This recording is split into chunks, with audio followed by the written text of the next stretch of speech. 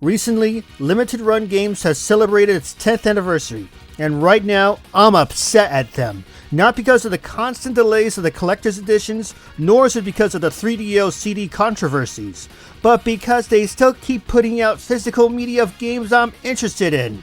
Come on, you bums. I want to at least retire from collecting Switch 1 games, damn it.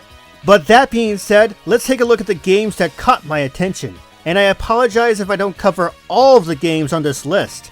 There are a lot of good games, but the experience feels so overwhelming to discuss, especially with games like Little Goody Two Shoes and Prison City to name a few. Oh boy. First off, after being a digital-only title across all regions and systems, Onimusha 2 Samurai's Destiny is finally getting a physical version, just in time for the release of Onimusha Way of the Sword on PlayStation 5, Xbox Series, and PC. Though it does make us wonder if Way of the Sword will get a Switch 2 release. Fingers crossed. Second off, much like the Teenage Mutant Ninja Turtles, the Toxic Crusaders are also getting their own beat-em-up video game. Due out on December 4th across all platforms, this beat-em-up will allow you to play as Toxie, No Zone, Major Disaster, Junkyard, Headbangers, Toxie's girlfriend Yvonne, and even Toxie's mom, Mrs. Junko. But still, a Toxic Crusaders revival through a video game? What next?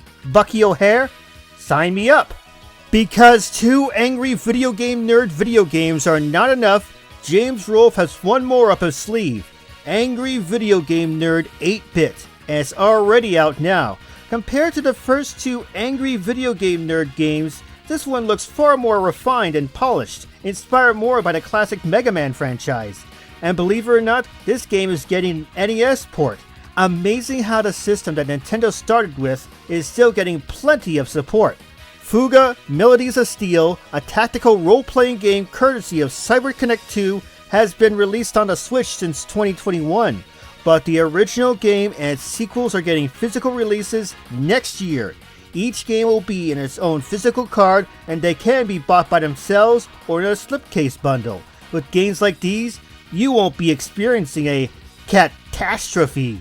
If you like the first Sphere Effect game, well, I've got some good news for you.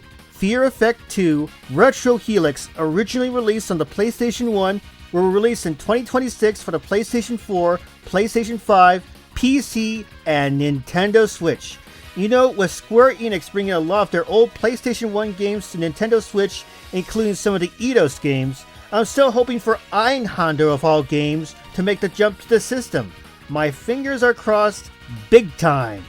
And on a side note, talk about a muscular fantasy, because the Chowaniki collection is coming to modern systems with the original Chowaniki and Chowaniki, both from the PC Engine era. In addition, this will come with the Super Famicom fighting game Chowaniki Bakuretsu Rantohen. All three games are available digitally, and you expect this sometime in 2026. Sadly, it doesn't cover all of the Chowaniki games. Some good news. One of the rarest NES games, Little Samson, is getting a physical release in 2026, especially on Nintendo Switch. Take on the role of the hero Samson, the dragon Kikira, the golem Gam, or the mouse KO. It's amazing that we see some of the rarest games of all time get a new lease on life, though it does make me wonder what other NES games will be getting that as well. Bubsy's not the only mascot making a comeback. Sunsoft's own mascot, Aero the Acrobat, is making a comeback in the Aero the Acrobat collection, featuring the original Aero the Acrobat, its sequel Aero the Acrobat 2, and even Zero, the Kamikaze Scroll's own game, will be joining in on the fun. It even comes with the Game Boy Advance version of the first game called Rascal Rival Revenge. While the games are out now, no word on when this set will release. So here's an interesting set of games, Ernest Evans Collection. These will consist of 3 Wolf Team titles from the Sega CD, El Viento, Ernest Evans, and Annette Futatabi. While the digital collection will be due out later this year, the physical version will be due out sometime in 2026. It does make me wonder what other Sega CD or even Sega Saturn games will come out as well. My fingers are crossed on the Keel Flying Squadron duology. For those who enjoyed Ninja 5-0 or just want more Game Boy Advance games on the Switch, another title is getting the modern treatment. Sigma Star Saga, now updated to a deluxe edition. Originally released in 2005 by WayForward Entertainment, this deluxe edition won't just port the game to modern systems, they will also fix up the system itself from less random encounters and more save points to name a few. Expect this in 2026. Now on a side note, expect a new Shantae game to come out from WayForward Entertainment. That's right, they're doing it alright. Wrapping up the event is a physical release of Capcom Arcade Stadium Volume 1. Originally, each game in this set was released individually, based on themed bundles, and included classics like Final Fight, Street Fighter II, Ghosts and Goblins, Giga Wing, and Bionic Commando to name a few. Knowing Capcom, they will release a Volume 2 in the future with games like Mega Man, the Power Battle, and Fighter collections. Now, I'll have to be honest. The reason why I didn't cover all of the titles is because of how many they keep pushing out.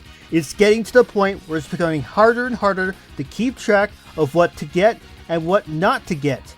There's too many choices to choose from, even if I was only choosing from the cream of the crop. That alone is my big complaint about Limited Run.